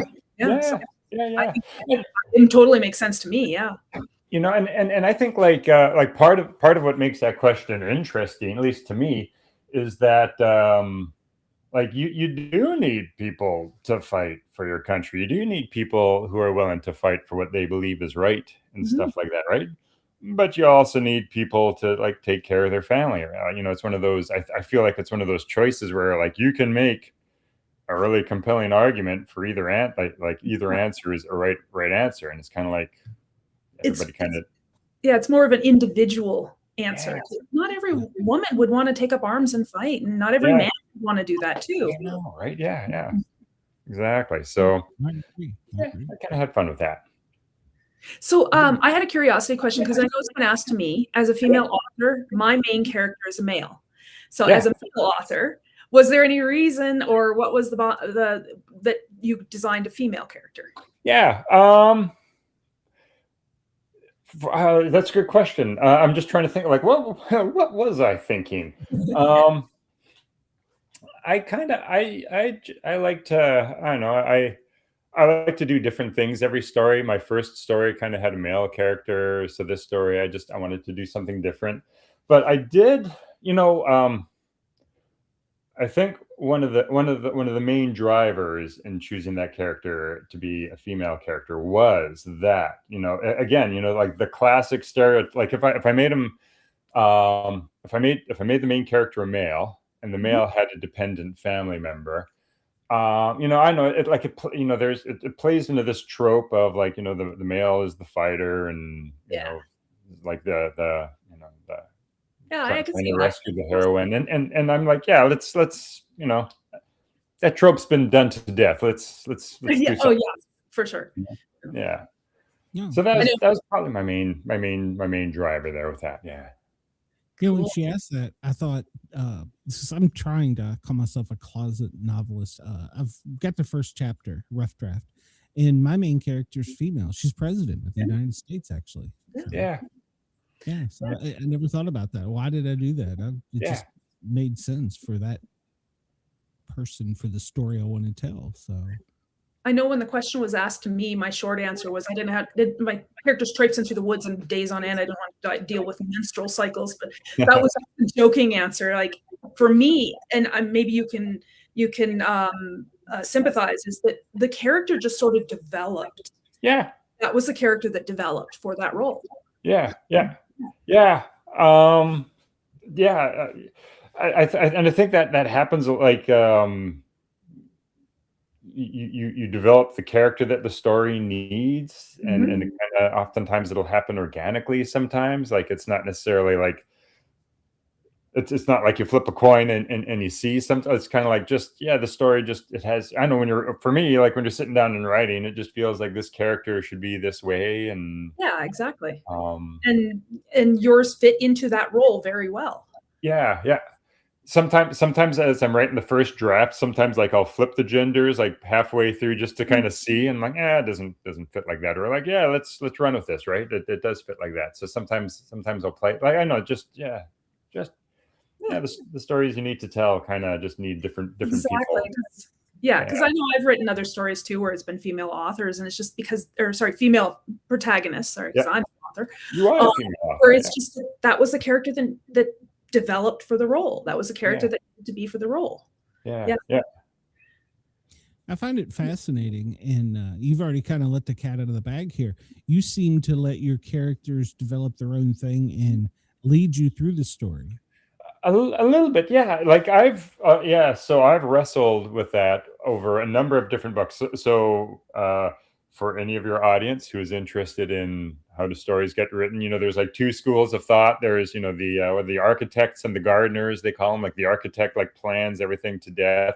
The gardener's like, well, let's just write and see where this takes me. And I've done both. And I find neither extreme works well for me. I have, like, a rough outline. I don't plan it I plan sort of the major plot points. And then I just, let's see how we get to those major plot points. So I kind of have just a very loose scaffolding, and then I kind of just see where things character freedom to just sort of take on a life of their own. And open myself to serendipity. One of the rules that I have for myself is that, and this also, you sort of let things roll, let things go with serendipity. Allow yourself serendipity. One of the rules I have is, like, whatever the character tries, it always fails. So, and then then you're like, how do I get myself out of this? And then they have to try something else. So I always have this rule, and I think that makes exciting stories where, you know, characters are competent. So it's not like they're incompetent and stupid and they're just screwing up all the time. Like, you want to have like competent characters, intelligent, making good choices, but they're just outclassed by an even more competent or even more powerful, you know, bad guy. And so yeah, every time they try something, oh, it doesn't fail. Oh, I'm going to pick this lock, and oh, I broke it. Oh crap! Now how am I gonna get it? Very unfortunate. Right, and then okay, now we gotta right. So yeah, so I kind of follow those rules. Let the characters kind of take me there. Whatever they try fails, and now I got to try to figure out a way around it to get to that plot point. And yeah. You ever find that your characters figured their way out when you didn't know how to get them out of a situation? Have they done that? Probably, yeah. Sometimes, yeah, you have these because that's the advantage of being the writer, is like sometimes you can just sit and just spend days trying to think of something, and then also like, oh yeah, that's what this guy would do, or that's what this person would do. Sometimes that's actually a good way to do it. What would this person like? Don't try to solve it, but just answer the question. What would this person do? What's given their attitude? How would they respond to this? And then see where that takes you. Maybe try and fail.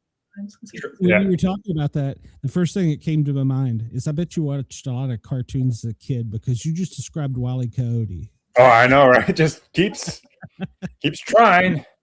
That's right. You know, damn Roadrunner. God, yeah. Well, we're totally dating ourselves here, aren't we? Wile E. Coyote cartoons on Saturday morning. Yeah. A show that really, I think, showed that to me as an author. You remember that show, Mr. Robot, a couple years ago? So I watched that series. I really enjoyed that series. I loved the series, and I remember trying to figure out what is that's making the show so compelling? Like, why am I always on the edge of my seat? And that's when you pay attention to that show. That's exactly what the writers do. Like the heroes are like super intelligent. They're super competent, but everything they do doesn't work because the bad guys are like 3 steps ahead of them, and so they're always outclassed. And it was like the whole season is like them failing, but pivot. And then by the end of the season, they finally succeed. Yay, they finally succeed. But then you find out like, oh, there's all these unintended consequences that make it even worse in season 2, right? So like that whole, it's like whatever it is, 4 or 5 years. That whole, it's like just failing their way to success. Well, yeah, failing their way to success. Or I like that. That's a good saying. So yeah. So that's kind of that inspired me. I was like, that's a compelling show. That's I'm gonna adopt that rule. So do you have fun getting inside of your villains' heads? Yeah. I enjoy all my characters. But yeah, with the what I try to do with the villains is I think my villains are very understandable, right? And I think that's kind of what makes a good villain. Like, it's not just the mustache twirling, I'm evil, but it's like they're actually trying to achieve something, and you can actually like, yeah, what that person's trying to achieve is actually kind of good. Like in the story Ashme's song, the main baddie is probably this very powerful politician, but when you kind of look at what they're doing and why they're doing it, like they're trying to keep their country safe, and you're like, well, that who can fault somebody for that? The way they're going about it sort of crosses a lot of lines. So they cross a lot of lines in pursuit of what they're trying to do, but what the goal that they're trying to achieve is like, yeah, that's reasonable. That's not an evil motivation. The way that they're going about it might not be considered good, but they've kind of justified it as the ends justify the means in their mind. So yeah, so I enjoy that as well. Like I enjoy trying to figure out, why would a bad person actually do this? Because bad people think that they're the good guy. So what's going, like, why does that person think that they're the hero of the story? I find that kind of fun. I always like to think that the bad guys were not born bad guys. Something in their life shifted in that direction, right? Yeah, something happened to you, man. What happened to you? Yeah. Yes. Yeah. Give him a cool Something I backstory. learned as a paramedic is everybody can teach you something. Everyone you come in contact can teach you something. It might not be something you want to do or a character you like, but you can learn something. You can learn something from them, yeah. Yeah. And you know that, like, the exercise of like looking at somebody you disagree with and then trying to figure out why they do that. I don't know. I think that's a good experience, right? Like, you don't have to agree with them. Just because you understand somebody doesn't mean you agree with them. But like taking that time and like, how do I write this person so that they're very believable, so that, you know, like I'm describing them the way that they would describe themselves, and yet most people looking at the story would view them as being beyond the pale, right? I don't know. I think it's to your point. Everybody can teach you something. I mean, being able to see another person's perspective, even though you don't agree with it, even though you might still be enemies, like being able to see that other perspective, I think there's power in that, and it's a good exercise. So what did you have more fun writing, as your protagonist or your villains? You know what? I like to, I want them all to be fun. Oftentimes people, you know, in stories, in a lot of shows, the villains are always the more interesting people, right? Because they're the ones that are actually doing stuff, whereas the hero's like, being a victim. I do try to, I try to make all my characters fun. So if I'm not enjoying writing a character, then I'm like, okay, something's wrong with this character. I gotta make this person fun for me somehow. So I enjoy them both. I enjoy them both. Yeah, there you go. I don't know. Maybe that's not the typical answer, but yeah. No. If they're not fun, I'm gonna change them until they are fun. That's what I do. Yeah. Makes sense. And back to your point, I would always teach my paramedic and EMT students, even if a person, they may be a drug addict, they may have an alcoholic problem, they may be a bad person, they still get sick, and that's our job, is to treat them. We don't judge you, we treat you. I don't, and I've met a lot of bad people, trust me, but you treat them. They're human.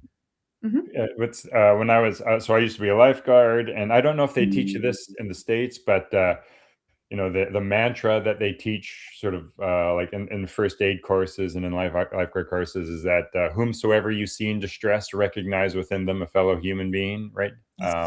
So it's like you don't pick and choose, I'm going to save this person, but screw that guy. It's like whoever they are, just they're a fellow human being. Not my place to judge. I'm here to help. Yeah. I think that allows us to put ourselves in another person's shoes. Yeah. Which I think we should do. I think we should be doing more of that these days. It doesn't seem like that's happening all that much anymore, but or ever. I don't know, but I think we can solve a lot of problems. Digital worlds nowadays. Yeah. Echo chambers. There's a lot of I out there. Everybody's I. It's all me. So yeah, I hear you. Hello, welcome to the show. We're glad you're here. If anybody in the chat has a question, hop in here and ask. Because we're fair game. If I don't know the answer, I'll make it up. There you go. Hey, what is it? Failing until you succeed? Take it until you make it. Yeah, I can do that. Yeah. ABC, audition, bullshit, close. That's the truth in a lot of things. That's the secret to it. Yeah, it's confidence goes a long way. Yeah, I do the whole smile and nod. That's my thing. Smile and nod. Yeah, as a paramedic, if I'm doing that, you're pissing me off. So that's the only thing Dad ever taught me. Audition, bullshit, close. Audition, bullshit, close. Yeah, nice. They're young enough threats. ABC. Yeah, and it worked out in paramedic school. Airway, breathing, circulation. So I never forgot. Lovely. It solve a lot of problems. Always be closing. It seems like every discipline has an ABC in it somewhere. Yeah. That's true. Well, in yours, you build a lot of worlds, so you have to do that. Yeah, that's always fun. I enjoy the world building part, and sometimes I always find in my first draft I get carried away with creating new names and new acronyms, and I have to like scale it right back, otherwise it would be indecipherable. But I like the creating new worlds and just imagining. Maybe that's why I write science fiction, because half of it's just the joy of creating creating something new. How do you come up with the names? Yeah, you know what? I have a bunch of different ways. So with this story, so I had two very well. Actually, I had several distinct cultures in the story, right? And so I had different naming systems for each of them. So, for example, for the underclass, that's kind of the ones that are doing the rebelling. I used ancient Mesopotamian names, like Ashme is an ancient Mesopotamian name, and her brother is Ganzer, right? So I just, you search the internet, and I just find like a list of names, ancient Mesopotamian names, right? The other culture, the overclass culture that's being rebelled against. I used ancient French names, so not modern day French names, but like old time, like middle age French names. And then what I used for the other one, I can't remember what I used. So with this story, what I did is I looked at just sort of different historical cultures, and I'm like, what are the names in these historical cultures? Because they're familiar, but they're not that familiar. Like you can tell Ashme is a name, but it's you don't probably know that many, right? So that's kind of what I did with this story. With the first novel that I wrote, the culture had existed for several thousand years. So my first novel was called Deutero, which means second Earth.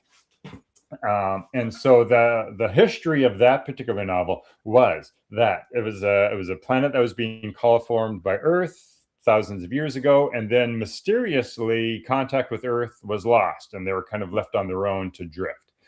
And so what I did there was like anything that's like from the origins is either English or Mandarin. And so all the names, they name cities after the founders, and they got names that are English or Mandarin, and the names of geographical features are English or Mandarin. But then anything that was kind of created new, like after the culture had been on its own, I used Esperanto. For those of you who don't know, that's an artificial language. It was created in like 1921 at the end of World War I. Some guy like, hey, we need a common language that everybody can understand, and he created this language, Esperanto.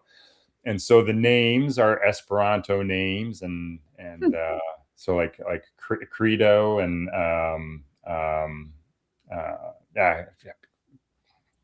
people like that as Esperanta.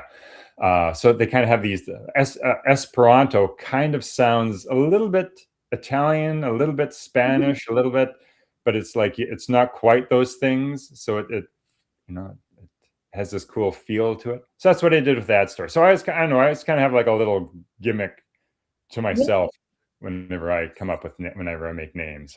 Well, that's cool. Yeah, I'm always curious to see how people come up with their names.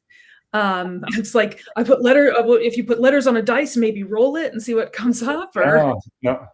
So sometimes I say I go down the rabbit hole with that first book, Deutero. Like each of their names represented, and so again, this is like a deep cut. Like nobody except the author would know this, but like each of their names represented sort of the thematic position they held in the story. So the main character, his name was Credo, which means belief.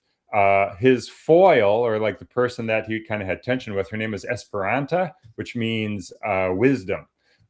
So he was like sort of this old school, like, we got to fall back on tradition. So, in that story, Deutero, their colony is collapsing and they don't understand why. Something's happening with the natural flora and fauna and their farmlands, and they don't understand why. And so Credo, let's say it's belief. He's like, he falls back on tradition. This, like, we just got to do what we've done, what's worked in the past, and just double down on it. Or with Esperanta, I say her name is wisdom. She's like, no, we got to like do away with the past. We got to experiment and try something new, right? So that's kind of the tension that we have there, right? So I kind of gave them names. And again, unless you speak Esperanto, you have no idea what those names mean, but that's what they mean. And I kind of picked those names because that's kind of there's like a little symbolism in it, for me at least, and whoever speaks Esperanto.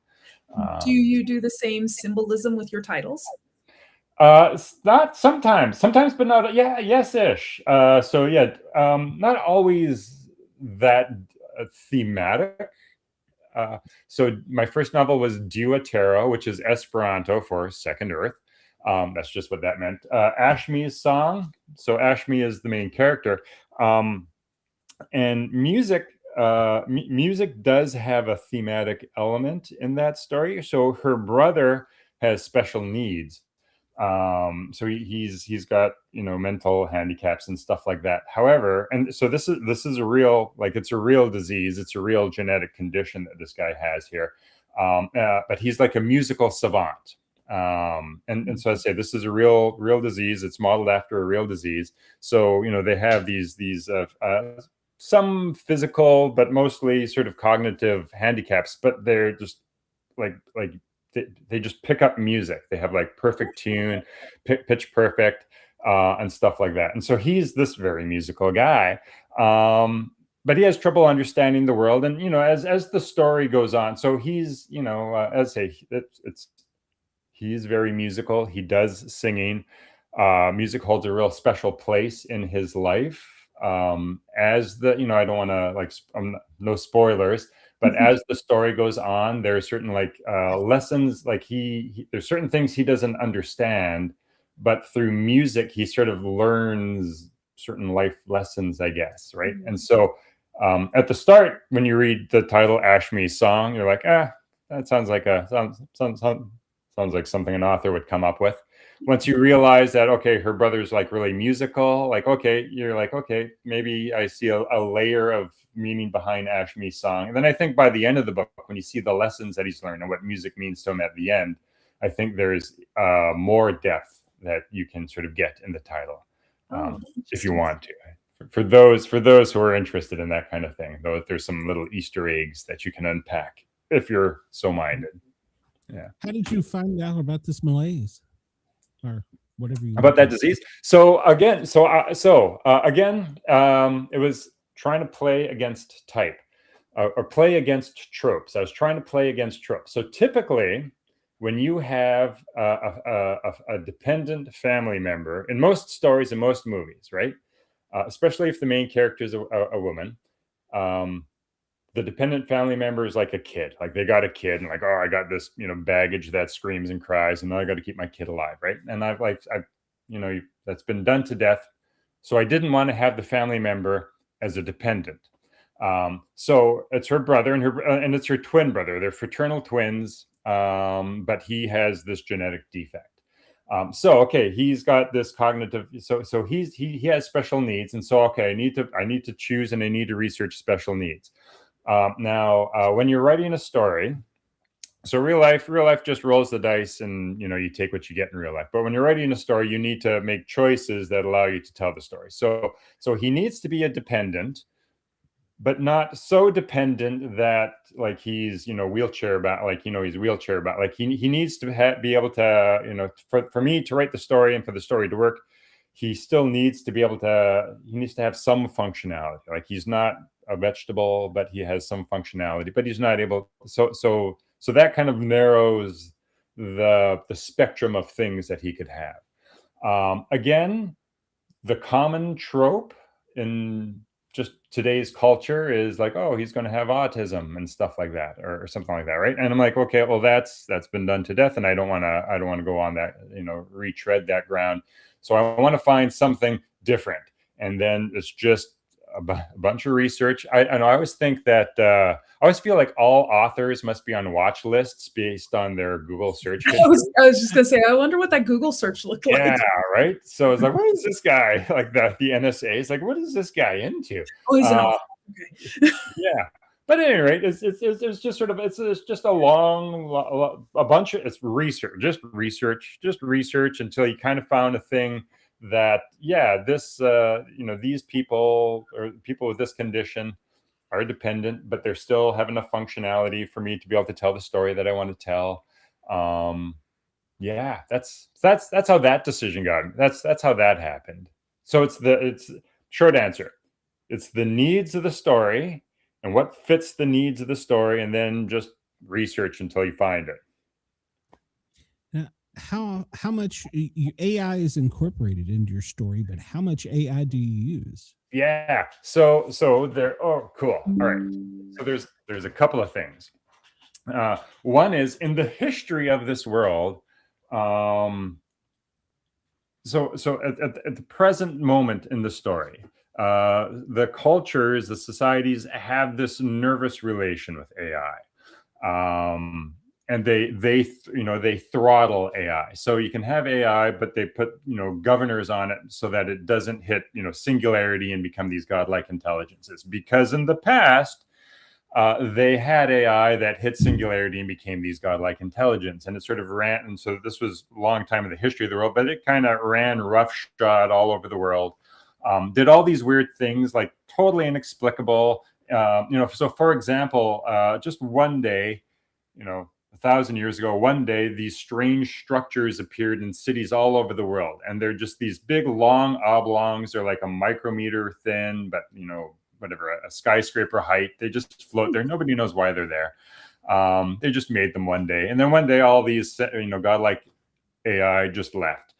But when they left, they altered the DNA of certain individuals, and the main character happens to be one of the people that has this genetic modification that allows them to control technology at a distance. So that's her special gift, and so that's kind of where AI fits. So in the ancient history, these AI hit this godlike singularity. They did these things were inexplicable. It was super dangerous. They wipe out cities, and the way that we wipe out anthills. They left this legacy of these certain people, not a lot of them, but a certain group of people that can control technology just sort of with their mind at a distance. And so they're scared of it now. And so they kind of throttle AI. And so now there's still AI, but they're kind of held back and throttled. And so the main character created her own AI, which kind of, hangs around, talks in her head. She can get to help out, but it's kind of throttled from hitting that singularity and becoming godlike. So that's how I handled AI in this story. That's kind of the role or some of the roles it plays in this story. Have you ever considered writing outside of sci-fi fantasy genres? Yeah, you know what? Yes, and I'm currently writing well, did you say sci-fi fantasy? No. Okay, yeah. So I was like, out of sci-fi, the current book I'm writing is probably more fantasy than sci-fi. I'm probably writing a fantasy novel now. That's what I'm working on. Outside of sci-fi fantasy, I've never been called to write. I've never had the call to write outside of sci-fi fantasy. How's that for an answer? Is that a vague answer? I've never been. Do you pull from other genres into your sci-fi fantasies? Yeah, I do. I'm a fan of horror. I love horror. So there's always, it's not unusual for there to be some creepy elements going on. The story that I'm writing now has a lot of Lovecraftian elements kind of woven into it. So yeah, I'd say a lot of my stories often will pull from horror. Yeah, and what else? And in terms of my science fiction, it's not necessarily like I don't write hard sci-fi. Like I try to make sure that things are grounded in science, but I don't go overboard in the like hard sci-fi. And so sometimes it might you might argue like being able to control computers with your mind. You might argue like that might be a little bit sci-fi fantasy. So I don't necessarily color within lines. Yeah, when I'm ready. That's no fun to color in lines. No, all over the place. Yeah. That's not how art's made. You don't make art by coloring in the lines. No. Well, a lot of the influences and stuff you have, and this is, I warned you in your email, the question that I always ask everybody, and I find that it's so fascinating with authors. They always have some little something hidden. It's a paranormal story. They may have seen a ghost, Bigfoot, whatever it may be. Have you ever had something? Mm-hmm. Yep, you did warn me, and I do. I have two. I've got two. I've got two stories I could share. So the first. So should I start? I'll let's do this chronologically. When I was 1,000 years ago, when I was a child, when I was young. So yeah, when I was a kid, I used to do competitive swimming, and you'd get on a bus and you'd have to drive between towns to go to swim meets and stuff like that. And I remember we're on the bus. And it was like late evening, and this was in southern Alberta. We're going from like one small town back to Calgary or something like that. I can't remember where we were, but we're on the bus, driving, and it's getting to be late evening. And I remember everybody starts freaking out because they're like looking out. They're looking at everybody on one side of the bus starts like, "What the hell is that?" Everybody's freaking out. Then everybody kind of looks over, and of course I look over. What the hell is going on over there? And I don't know to this day. Don't know what it was. Nobody else knew what it was.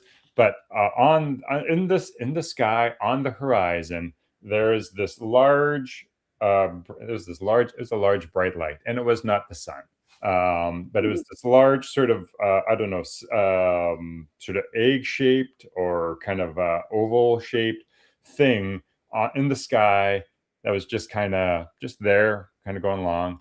And everybody on the bus saw it. We're all freaking out. Nobody knew what it was. Then eventually it disappeared. And, we're kids. And so we get back to whatever, teasing each other and calling each other names and doing whatever kids do. But that was a weird thing. And like now that I'm an old man, I'm like, that's a weird thing. Like probably should have thought a little bit about, like, at that time, what the hell was that? Anyway, so that's one story. So a weird thing in the sky. Second story is I was older. So I would have been, probably would have been high school, maybe university, high school or maybe university or something like that. And at any rate, there's a bunch of us at a party. The parents aren't home and stuff like that, as kids are prone to do. And all of a sudden, this one girl is like, "Hey, let's do a Ouija board." But we didn't have a Ouija board. So again, we've all seen horror stories. We know where this goes, right? But again, we didn't have a Ouija board. But she's like, "You know what? I know how to do this. We don't need a Ouija board. We can just do it sort of on the table here. We'll just sort of lay hands. Like we can kind of like lay hands, have one hand on the bottom and lay hands on top of each other. This is yes, this is no. We can ask questions and stuff like that, right?" And so, of course, we all do this. And, she calls the spirits. We all sit around and, sort of this show about getting it going and stuff like that and asking questions. And then all of a sudden, like hands. So my hand initially was kind of like at the top or in the middle or something like that. And, ask questions and the hands start to move and people start freaking out. But of course, it's like, it's like, are you moving your hand and stuff like that? So everybody kind of wants to try to be on the bottom and then they freak out. And eventually it was like, I want to try to be on the bottom. Like, are you actually doing this? Is this for real or not? And so my hand was on the bottom and they start to ask questions and my hand moved. And the sense, like, it felt like, so if this is my hand, it felt like there is something like a finger on my palm that was just kind of like guiding it over the table and moving it to yes or moving it to no. And I was done with the Ouija board after that. And I was like, yep, thanks. Now I know. Don't need to tempt fate. So those are my two weird true stories, two weird stories that I do not have answers for. No, that's good. I've never heard anybody using. I've heard it's involuntary reflexes and stuff, but I've never heard anybody doing it like that. Yeah. Yeah, I know. Yeah. She's like, we don't need a board. You can just use your hand. And I swear, like that's like if you put your hand like that, that's exactly what it felt like, just like a finger on the palm, just sort of moving it, and then everybody else's hand was like stacked on top. So there you go. That kind of creep you out, or were you okay with it? I was like, okay, yeah. I was like, okay. I was. I don't know what I was expecting, but yeah, I'm good now. I think I'm done playing Ouija board for the night. Bought the T-shirt, done. Yeah, exactly. Yep. Yeah. So there you go. Nowadays, so they're not freaky stories, but there was when I first moved to Vancouver, I worked in this office alone, and this was the early days of the internet. And so, like, what do I do while I'm eating my lunch by myself? Like, they always had like real life ghost stories. You could find these things written on the internet. They're supposedly real life ghosts. So I always read those while I'd eat, and then I'd be like terrified in my office for the rest of the afternoon. All the lights on. Do this. Like, yeah, thunder rolls, the lights go out, and I'm like, God damn it. So anyway. Oh, that's funny. Brad, we don't want to keep you all night because we got you on here late. But I do want everybody, and especially remember our audience in Australia, if they want to get in touch with you, whether it's they want to tell you about your book, get an autographed book, how do they find you? And then how do they buy your stuff? Yeah, sure. So the simple answer to both those questions are, if you go to the website, my website, bradanderson2000.com. Apparently there's 2,000 of us. bradanderson2000.com. That's my website. Talks about all my books. That also has links to buying. You can use those links to buy the books through the website. If you don't want to go to the website, you can find my books on like Amazon, Barnes and Noble, like wherever you buy books. Wherever you buy books, you can find these books, hard copy or electronic copy. Ashme's song. So I got this guy here, Ashme's song. My first book is Duatero, Duatero. They're both fun books. I enjoyed writing them. People enjoy reading them. They're both fun books. So there you go. bradanderson2000.com. Find me there. Is it going to be 16 years before you write another one? I know.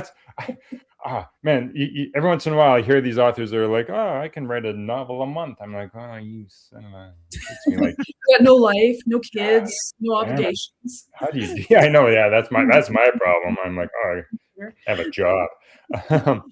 But yeah, at any rate, yeah, it won't be 16 years, but usually takes me years to write a book. So I'm almost finished a draft of my next book. So hopefully in the next couple of years, I'll have another book out. Okay. Yeah. I like your answer. You missed your bit there with stand-ups. It could be a late night talk show host. There you go. Well, next life. Yeah. Yeah.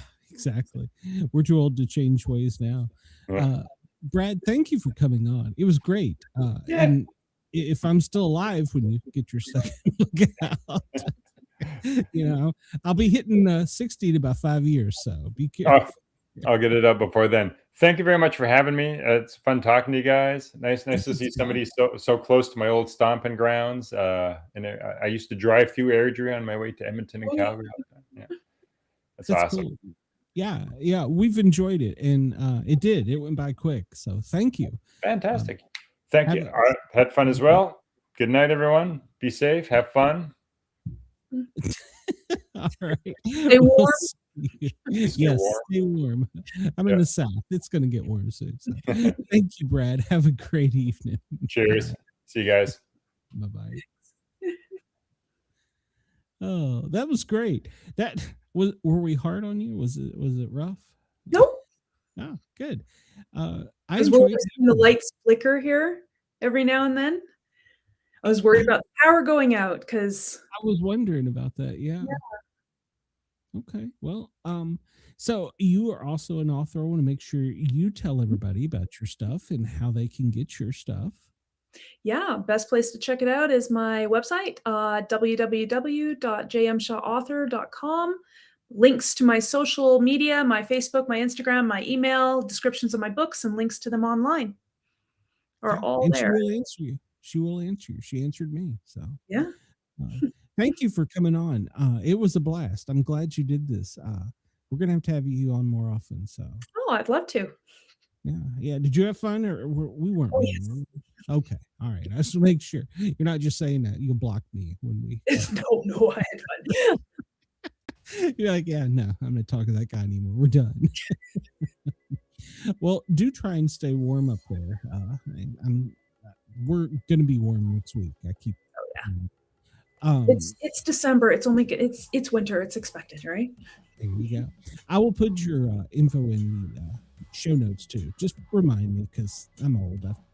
I've got Alzheimer's. So anybody that's interested, I will be back live on Dare Talk Radio, Radio XFM at 2:00 Eastern. I don't know what time that is there, but we will have the Daily Gazette, and then we will be back next week where we have more authors, and perhaps we'll find JM into coming back. So, there you go.